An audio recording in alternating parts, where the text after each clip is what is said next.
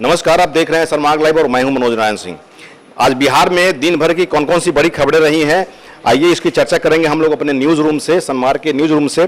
और सबसे पहले अपने जो रिपोर्टर हैं ज्ञानेंद्र जी, उनसे पूछेंगे कि उनके पास कौन सी खबर है और राजधानी में क्या क्या आज एक्टिविटी रहा। ज्ञानेंद्र जी, आपके पास क्या खबर है? देखिए, सबसे पहले चीज़ कि अभी ये जो हालिया जो स्थिति थी जल जमाव को लेकर के, उसको लेकर के लगातार सरकार की किरकिरी हो रही थी। उसको लेकर के आज भी कई बार जो जल जमाव से पीड़ित परिवार हैं, अपनी मुआवजा की मांग को लेकर के लगातार दर दर की ठोकर खा रहे हैं। उसको लेकर के आज आम आदमी पार्टी ने एक दिवसीय धरना का आयोजन किया और उसमें उन्होंने सरकार को अल्टीमेटम दिया है कि जो भी जल जमाव से पीड़ित परिवार हैं उन्हें उचित मुआवजा 8 दिनों के अंदर दिया जाए।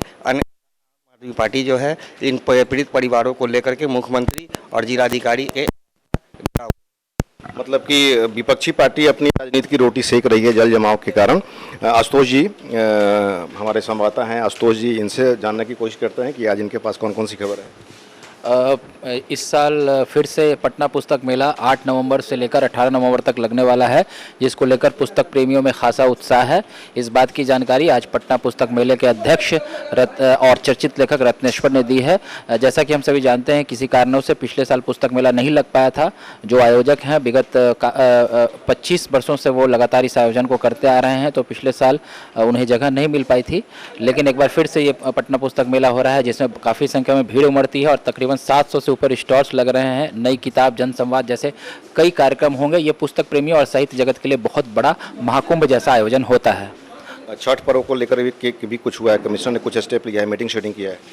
जी हाँ, कल हमारे पटना के नए प्रमंडलीय आयुक्त संजय अग्रवाल, जो पहले पटना के डीएम थे, उन्होंने एक बार फिर से पटना प्रमंडलीय आयुक्त का पदभार ग्रहण कर लिया है और इसके बाद ही वो तुरंत एक्शन में आ गए हैं। और जैसा कि हम सभी जानते हैं कि लोक आस्था का महापर्व छठ अब बस 2 हफ्ते बाद होने वाला है। उसको लेकर प्रशासनिक महकमे में क्या तैयारियां चल रही हैं, जो भी प्रमुख गंगा घाटें हैं जहां पर छठ पर्व मनाया जाएगा, उसकी तैयारियों का उन्होंने समीक्षा किया और कई दिशा निर्देश दिए, जैसे कि हर अप्रोच जो भी रोड है और पहुंच पथ है वो सुदृढ़ हो, निर्बाध बिजली की आपूर्ति हो, वॉच टावर लगे, सुरक्षा संबंधित तमाम तरह की उसमें व्यवस्थाएं हो, चेंजिंग रूम से लेकर के शौचालय और पानी की व्यवस्थाएं मुकम्मल हो और समय पर सभी तैयारियां पूरी और मुकम्मल कर ली जाए। इसलिए संबंधित सभी पदाधिकारियों को उन्होंने ब्रीफिंग किया है और उन्हें आवश्यक दिशा निर्देश दिया है। तो छठ पर्व, जाहिर सी बात है कि छठ पर्व हिंदुओं का बहुत बड़ा महापर्व माना जाता है। इसको लेकर के प्रशासन महकमे में खासा बेचैनी भी है और इसको लेकर के प्रशासन अपना काम धाम शुरू कर दी है, उन्होंने एक्शन लेना शुरू कर दिया है। अब हम लोग के न्यूज़ एडिटर हैं आशुतोष सनत जी, इनसे जानने की कोशिश करते हैं कि आज तेजस्वी यादव ने बहुत बड़ा बयान दे दिया है कि छठ के बाद में बिहार में प्रेसिडेंट रूल लागू होगा। महागठबंधन की राजनीति को ये किस रूप में देख रहे हैं? देखिए, इस तरह की अटकलबाजियाँ तो होती ही रहती है, विपक्ष करता ही रहता है। और ख़ास करके अभी जो राजनीतिक जो माहौल बना हुआ है, उसमें महागठबंधन के नेता हर हाल में चाहेंगे कि किसी तरह से जदयू और भाजपा के बीच फूट हो, और इस फूट के लिए ही वो तरह तरह के बयानबाजी कर रहे हैं। तेजस्वी यादव का ये कहना कि छठ के बाद यहाँ पर प्रेसिडेंट रूल लागू होगा, अब पता नहीं वो किस तरह से कह रहे हैं, क्या देखते हैं भविष्य में, लेकिन ऐसी कोई संभावना नहीं दिखती है। और इसे अगर आप राजनीति से जोड़ें तो इस बयान का मतलब यही हो सकता है कि वो अपने बयान से जदयू और भाजपा में किसी तरह से बिलगाव करना चाहते हैं। फिर जो जिस तरह की तल्खी पहले देखी जा रही थी 1 सप्ताह 2 सप्ताह पहले, वो चाह रहे हैं कि फिर से जदयू और भाजपा के बीच बयानबाजी शुरू हो और फिर इसका वो लाभ उठाएं, महागठबंधन को इसका लाभ मिले। है। अब हम लोग बात करेंगे अपने सहयोगी सलाहकार संपादक मनोज जी से कि तेजस्वी यादव ने जिस तरह से बयान दिया है उसका एनडीए पर क्या असर पड़ेगा। देखिए, ये सब मनोज जी, राजनीतिक बयानबाजियों का किसी गठबंधन पर असर नहीं पड़ता है और जो आज की राजनीति है उसमें काम से ज़्यादा बयान है। तो यह कह देना कि राष्ट्रपति शासन लागू होगा, तो राष्ट्रपति शासन किसी भी राज्य में लगाने के लिए कारण होने चाहिए। और उसकी एक प्रक्रिया होती है। और फिलहाल एनडीए की सरकार राज्य में भी है और देश में भी है। इस स्थिति में राष्ट्रपति शासन लागू होने की बात कहना प्रतिपक्ष के नेता के द्वारा किन आधार पर उन्होंने इससे कहा है कि राष्ट्रपति शासन लागू हो सकता है, अब तो ये वही बता सकते हैं कि उनका आधार क्या है। नेता प्रतिपक्ष तेजस्वी यादव ने आज दावा किया है कि अमित शाह ने कहा है कि नीतीश कुमार के नेतृत्व में चुनाव लड़ा जाएगा। उन्होंने, अमित शाह ने बड़े प्यार से कहा, लेकिन उनके पीछे ये पॉलिटिक्स छिपा हुआ है। उन्होंने ये नहीं कहा कि बीजेपी का सीएम रहेगा कि नीतीश कुमार ही सीएम रहेंगे। उन्होंने दावा किया है कि सीएम उम्मीदवार बीजेपी का ही होगा। देखिए, प्रतिपक्ष के नेता ने क्या कहा ये कोई बड़ी बात नहीं है।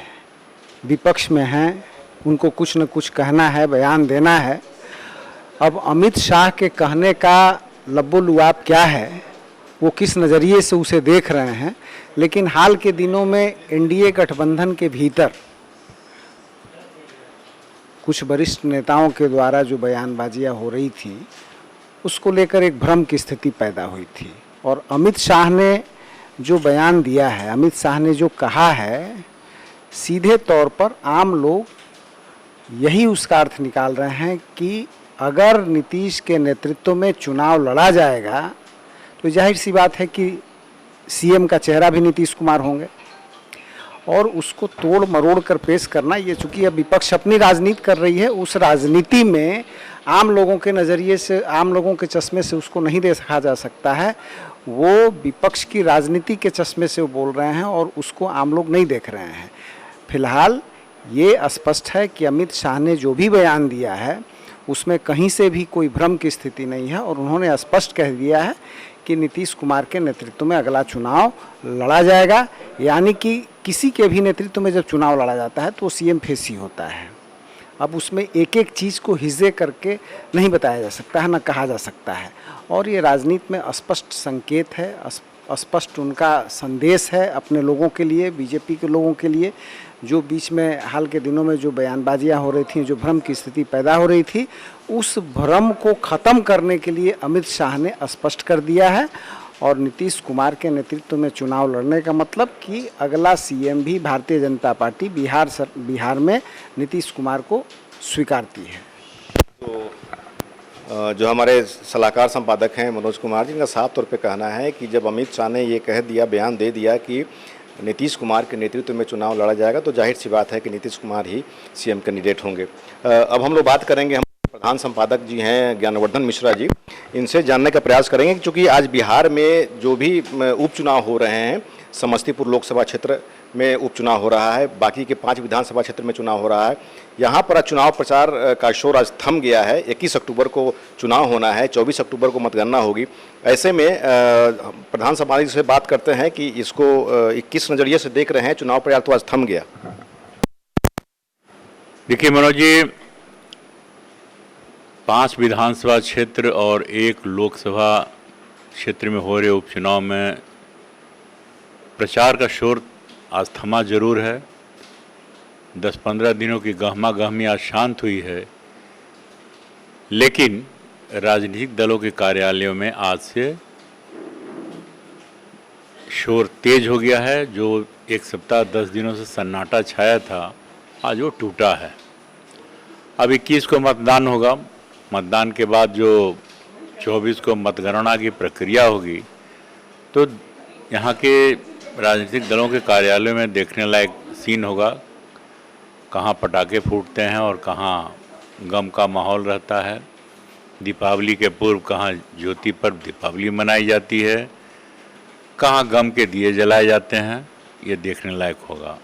अब विधानसभा क्षेत्र या लोकसभा क्षेत्र में जिम्मेदारी और कार्य जो है वो जिला निर्वाची पदाधिकारी की बढ़ जाती है। अगला 4-5 दिन उनकी कार्यकुशलता वहाँ देखने को मिलेगी। इसमें राजनीतिक दलों की अब कोई भूमिका नहीं होनी है। तो हमारे प्रधान संपादक जी का साफ तौर पे कहना है कि दिवाली का समय आने वाला है, दीपावली के पहले ही मतगणना भी हो जाएगी। अब देखना ये होगा कि किस राजनीतिक पार्टी के दफ्तर में पटाखे फूटते हैं और किस में सन्नाटा होता है। सहयोगी अजय के साथ मनोज नारायण सिंह, सनमार्ग लाइव, पटना।